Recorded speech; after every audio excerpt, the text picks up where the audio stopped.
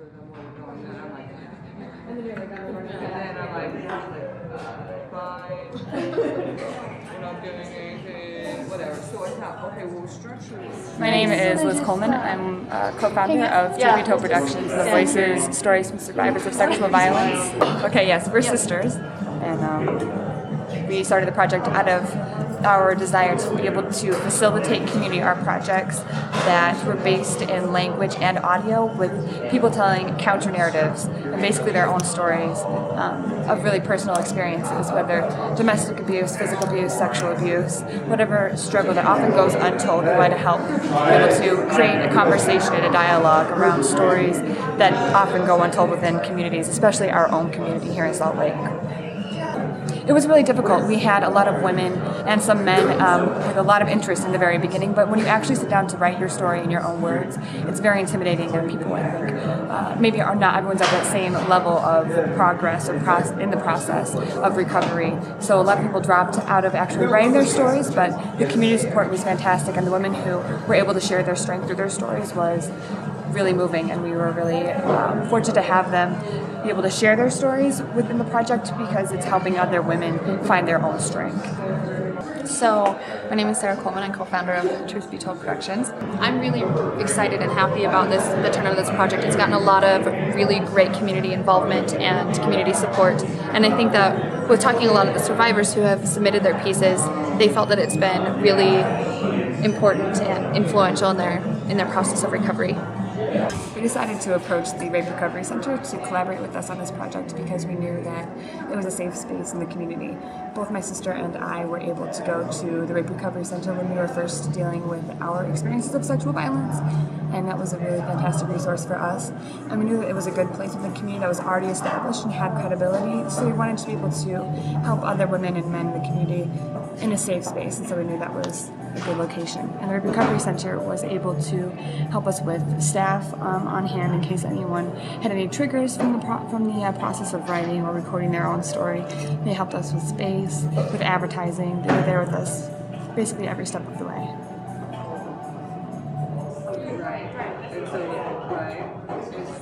I was 5 years old. I remember I was living in Philadelphia at the time, and I remember that it was really difficult because I grew up in a very violent household, and I didn't get the help that I needed at the time, and I ended up having to go to the hospital a lot for it because of the sexual abuse. And so I was 5 years old. I think being a part of the Voices Project was, I think, the last stone, the last kind of step for me in my own recovery, because to be able to help other women who have been through what I've been through, be able to express themselves in language and in their own words was really empowering, not only for myself, but watching the other women kind of take that step and put themselves on the line and kind of help them in their own recovery was really powerful for me. My story is of a lengthy duration of sexual violence from when I was 2 to about 13, and my sexual violence was first addressed by people in my school and people in my community, but unfortunately family issues didn't allow it to find a conclusion, and so being a part of this project has really helped in my progress in recovery. I had met Sarah, actually one of the people who put this whole thing together, earlier, and she didn't know that I had any history at all with it, but she sent me an invite on Facebook to do the workshop, and I was really hesitant because I had been a victim, I'd very much say, of sexual violence for years, going from 15 until pretty much just last summer, and I'm nearly 20, so it's been almost 5 full years of it, and most people hide it and don't want anybody to know, and I was the same way, and I really decided that I wanted to just open up to the experience and just tell people what was going on, and it took a lot for me to just write down my story because I didn't want people to know. I didn't want people to hear about it, and I actually ended up writing probably 3 or 4 because my healing process for my sexual violence in my life was this project, and I started out with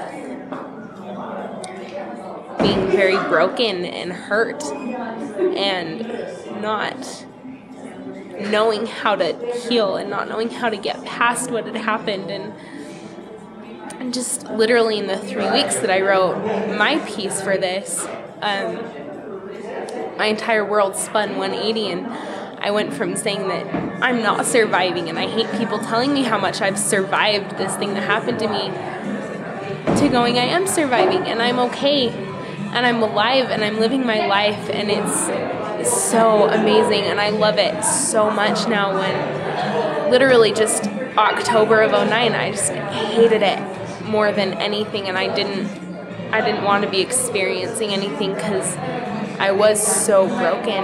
And it's amazing what this project has done for me specifically, and I'm sure the other women that took part in it. And I just hope that me putting down my story and then reading it for people to listen to actually helps somebody, because it saved my life.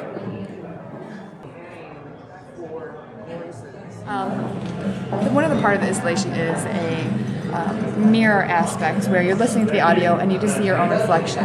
And you also not only see just your whole reflection, but there are fragmented pieces of glass that make the image of yourself very fractured. So not only are you listening to the pieces, but it becomes a very reflective process so that you're seeing yourself within each story. An artist who did the work, her name is Daisy Johnson, and she did both the visual installation with the video and the mirror installation.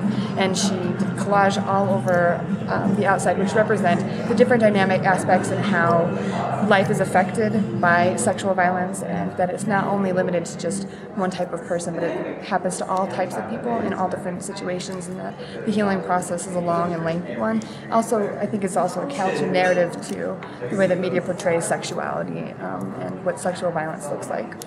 And I think that this one's also really beautiful because in a lot of narratives, it's easy to detach yourself, remove yourself from the story, and so being able to see a reflection of yourself really kind of forces you to be self-reflective and present. So it has a more intense emotional response rather than the one that has the video component. Gives you a little bit more distance between the narratives and yourself, so it provides two perspectives on the stories.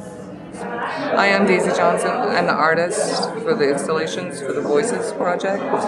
So Liz and Sarah came to me and asked me to participate in this project. They were going to workshop stories to help as a healing process for those survivors of sexual violence. And so as I sat with them and conceptualized what the project would look like, I normally would brainstorm the art and how I would do it, and actually I can't take credit for it because I was just hit by inspiration from God about this, that, you know, one of the problems I think with stories is that we have a tendency as we read or we hear stories to let it be their story. So I thought, how can we get someone personally involved in these stories from these survivors? And so the idea with the mirrors came of like, how can you displace the horror, the pain, the suffering, the healing, if you're actually in the narrative, and now you're the visual component of the story. So that's where the idea with the mirrors came, of course, you know, with the fragment and the whole self, and there's some different psychology behind the effects of mirrors on us as humans. Now, one thing that I found was really interesting is as we kind of talked about what the physical structures needed to do, and as we have two particular pieces that were going to house the same stories, but we wanted to see what the effects would be as the stories were hitting the people from a purely audio looking visual at themselves. And the piece with the video, it was taking innocent, average, everyday experiences, other people's memories, photographs, sunsets, and as they listen to the stories, how do those innocent situations now change? How does a birthday party ever stay the same now after an event? So like some of these situations that happen to these, in these cases, they're all stories of women. Some of the incidents happened as when they were children. How does Sunset ever look the same? How do we go back after witnessing these types of incidences? The other thing that was really interesting about collaging is, as I was like, well, how do you find enough like bits and pieces that represent the stories of rape? And it was interesting that as I went through the magazines, our Everyday, Vogue, Cosmopolitan, Martha, how everything that seemed so innocent wasn't innocent anymore. Things about being flirty weren't fun anymore. And it was not hard to find plenty of things like, oh, what should I wear? Oh, you shouldn't have worn that. La, la, la. The stories go on and on and on. And so as I found the collaging pieces and just seeing these stories and listening to the stories over and over and over for hours as I was compiling the collaging materials, as I was putting the video pieces together, it was amazing how something so simple and something, a moment in time, can be forever transformed by a simple act by someone else, upon someone else. I love it. I think it's the perfect representation of this piece, and I think it actually very much throws people into what it is, even if they feel very put together in their own lives. Just the shards of glass surrounding it shows that not everybody is, and kind of forces them to jump into fragmenting their own life and taking upon them the experiences of the women that they're listening to, because not everyone's life falls into just the perfect uniform mirror. It's broken. It gets very broken.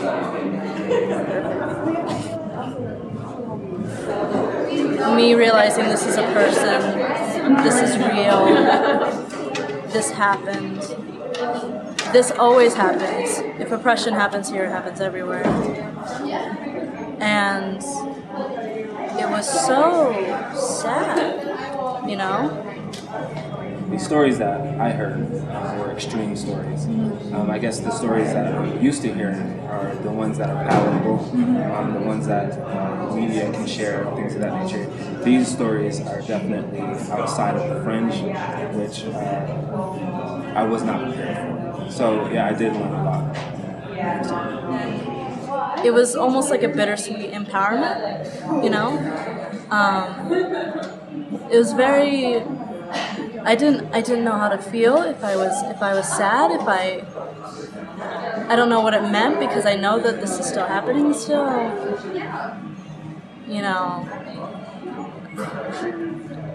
it was cathartic, you know, but it's almost as if just it being the topic that it is, that tension will always be there. So it's almost like it's cathartic, but without having a release.